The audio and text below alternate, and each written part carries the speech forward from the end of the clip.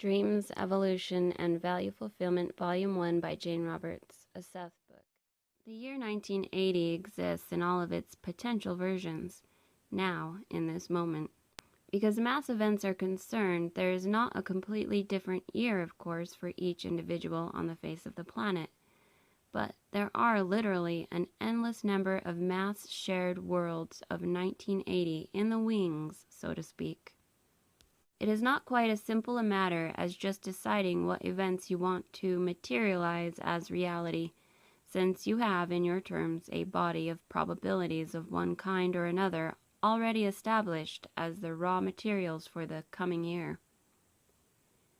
It would be quite impossible for you, Joseph, to suddenly turn into a tailor, for example, for none of your choices with probabilities have led toward such an action. In the like manner, England, in all probability next year, will not suddenly turn into a Mohammedan nation. But within the range of workable probabilities, private and mass choices, the people of the world are choosing their probable 1980s. I am taking my time here, for there are some issues that I would like to clear up that are difficult to explain. Any of the probable actions that a person considers are a part of that person's conscious thought. Just underneath, however, people also consider other sets of probabilities that may or may not reach conscious level simply because they are shunted aside, or because they seem to meet with no conscious recognition. I want you to try and imagine actual events as you think of them to be the vitalized representations of probabilities, that is, as the physical versions of mental probabilities. The probabilities with which you are not consciously concerned remain psychologically peripheral. They are there, but not there, so to speak. Your conscious mind can only accept a certain sequence of probabilities as recognized experience. As I've said, the choices among probabilities go on constantly, both on conscious and unconscious levels. Events that you do not perceive as conscious experience are a part of your unconscious experience, however, to some extent. This applies to the individual, and of course in mass the same applies to the world events. Each action seeks all of its own possible fulfillments. All that is seeks all possible experience, but in such a larger framework, in this case, that questions of, say, pain or death simply do not apply, though certainly they do on the physical level. Great expectations basically have nothing to do with degree, for a grass blade is filled with great expectations. Great expectations are built upon a faith in the nature of reality, a faith in nature itself, a faith in the life you are given, whatever its degree. And all children, for example, are born with those expectations. Fairy tales are indeed often, though not always, carriers of a kind of underground knowledge, as per your discussion about Cinderella. And the greatest fairy tales are always those in which the greatest expectations win out. The elements of the physical world that are unfortunate can be changed in the twinkling of an eye through great expectations. Your education tells you that all of this is nonsense, that the world is defined by its physical aspects alone. When you think of power, you think of, say, nuclear energy or solar energy. But power is the creative energy within men's minds that allows them to use such powers, such energies, such forces. The true power is in the imagination which dares to speculate upon that which is not yet. The imagination, backed by great expectations, can bring about almost any reality within the range of probabilities. All of the possible versions of 1980 will happen. Except for those you settle upon, All of the others will remain psychologically peripheral in the background of your conscious experience. But all of those possible versions will be connected in one way or another. The important lessons have never really appeared in your societies. The most beneficial use of the directed will with great expectations, and that coupled with the knowledge of Framework 1 and 2 activities. Very simply, you want something, you dwell upon it consciously for a while. You consciously imagine it coming to the forefront of probabilities, closer to your actuality. Then you drop it like a pebble into Framework 2. Forget about it as much as possible for a fortnight, and do this in a certain rhythm. In our book, I will be doing my best to explain the origin of your universe, and in such a way that most of the pertinent questions are answered. But man's present concepts of reality is so limited that I must often resort to analogies. In the most basic of terms, as 1980 happens, the energy that comes into your universe is as new as if, in your terms, the world were created yesterday. A point that will be rather difficult to explain. All of the probable versions of 1980 spin off their own probable pasts as well as their own probable futures, and any consciousness that exists in 1980 was again, in those terms, a part of what you think of as the beginning of the world. Like the entire American hostage affair in Iran, any physical event serves as a focus that attracts all of its probable versions and outcomes. The hostage situation is a materialized mass dream, meant to be important and vital on political and religious platforms of reality, meant to dramatize a conflict of beliefs and to project that conflict outward into the realm of public knowledge. Everyone involved was consciously and unconsciously a willing participant at the most basic levels of human behavior. And it is, of course, no coincidence that 1980 is immediately foreshadowed by that event. What will the world do with it? Your TV and news systems of communication are a part of the event itself, of course. Religious beliefs will be examined as they have not been before, and their connections and political affiliations.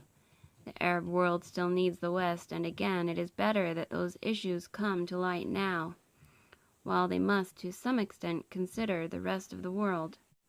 Do not personally give any more conscious consideration, either of you, to events that you do not want to happen.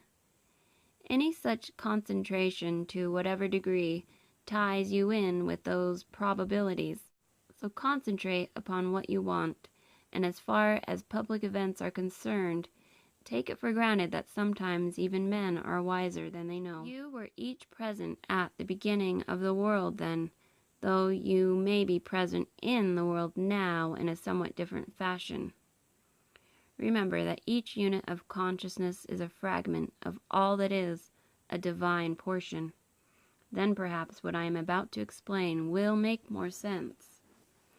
For some time, in your terms, the sleepwalkers remained more or less at that level of activity, and for many centuries they used the surface of the earth as a kind of background for other activity. Their real life was what you would now call the dreaming one. They worked mentally while asleep, constructing in their individual minds and in their joint mental endeavors all of the dazzling images that would later become a mental reservoir from which men could draw. In that multi-dimensional array, consciousness mentally learned to form itself into EE units, atoms and molecules, electrons and chromosomes. It mentally formed the patterns through which all physical life could flow. The world then came into physical existence. Those units of consciousness are indestructible and vitalized, regardless of the forms they take, and while men's forms were dream images, consciousness spun forms into physical material. Consciousness possesses the most unimaginable agility without ever losing any potency. Those units of consciousness, for example, can mix and combine with others to form a million different sequences of memory and desire, of neural achievement and recognition, of structure and design. You read your own consciousness now in a kind of vertical fashion, identifying only with certain portions of it, and it seems to you that any other organization of perception, any other recognition of identity, would quite necessarily negate your own or render it inoperable. In the beginning of the world there were numberless groupings, however, and affiliations of consciousness, many other organizations of identity that were recognized, as well as the kind of psychological orientation you have now, but your kind of orientation was not the paramount one.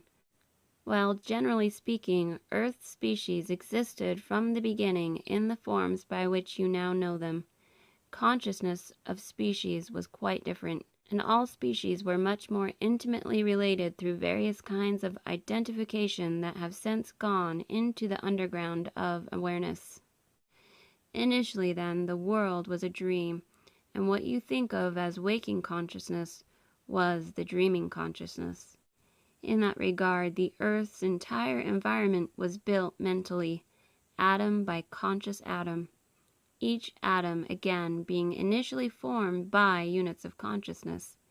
I said that these units could operate as entities and as forces, so we are not speaking of a mental mechanics, but of entities in the true meaning of the word, entities of unimaginable creative and psychic properties, purposeful fragments propelled from the infinite mind, as that mind was filled with the inspiration that gave light to the world.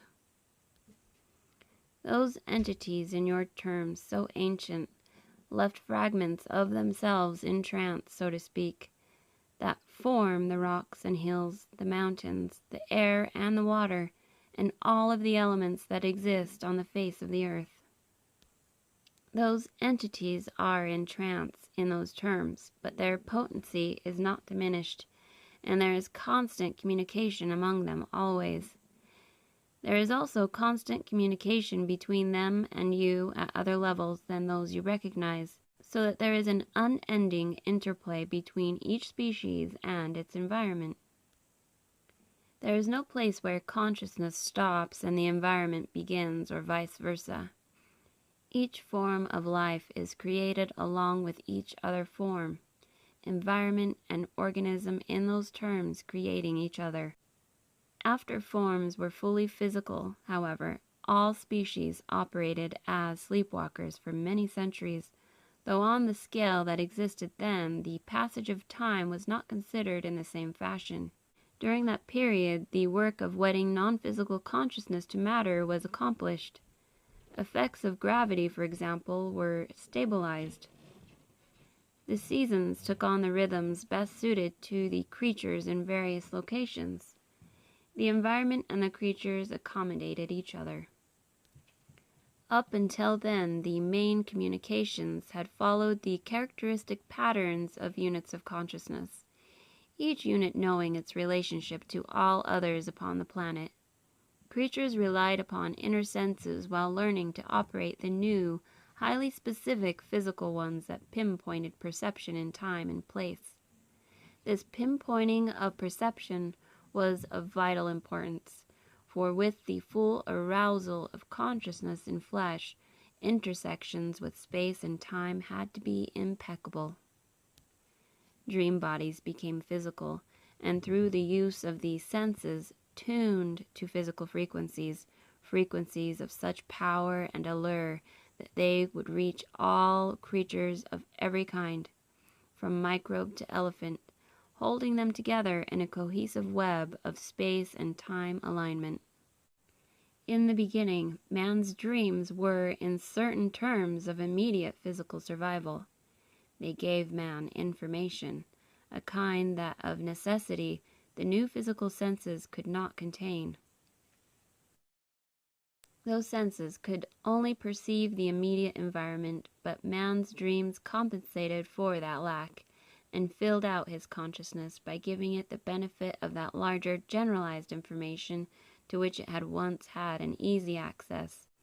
When he was asleep, man could take advantage of the information banks contained in the units of consciousness that compose his very flesh.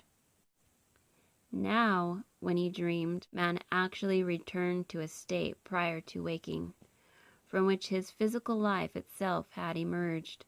Only now he was a new creature, a new kind of consciousness, and so were all of the other species. In dreams, all of the species familiarized themselves with their old affiliations, and they read their own identities in different fashions. They remembered how it was.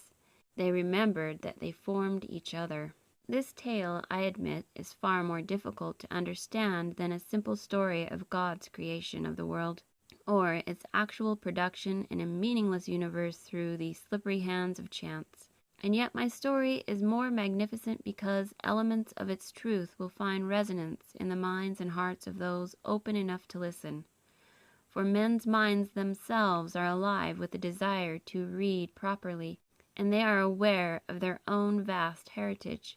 It is not simply that man has a soul that is somehow blessed while the rest of him is not, but that in those terms everything he knows, regardless of size or degree, is made of soul stuff.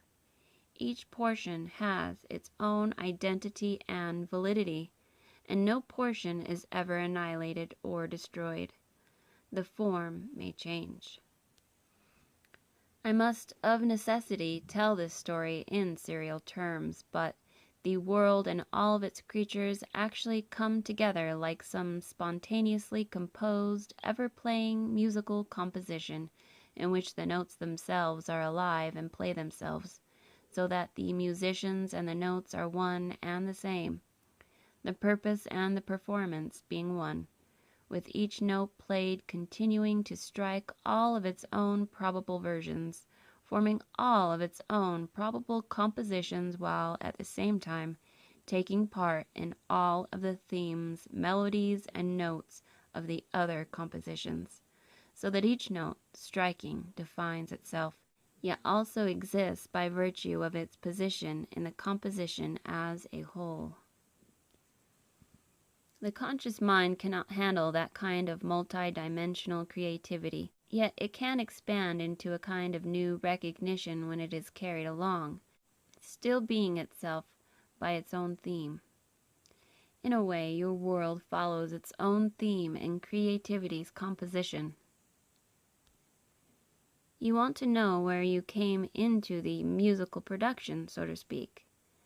I use a musical analogy here, if a simple one, to point out that we are also dealing with frequencies of perception. You are tuned into Earth's orchestration, you might say, and your perception of time is simply the result of habits. Habits of perception that you had to learn in the beginning of the world. And you learn those habits as your physical senses gradually became more alert and specific. You timed yourselves, but greater perceptions always appeared in the background of your consciousnesses and in the dream state. It is the great activity of the dream state that allows you, as psychological and physical creatures, to recognize and inhabit the world that you know. So that is the end of chapter 3. Thank you so much for listening, you guys. Go buy the books.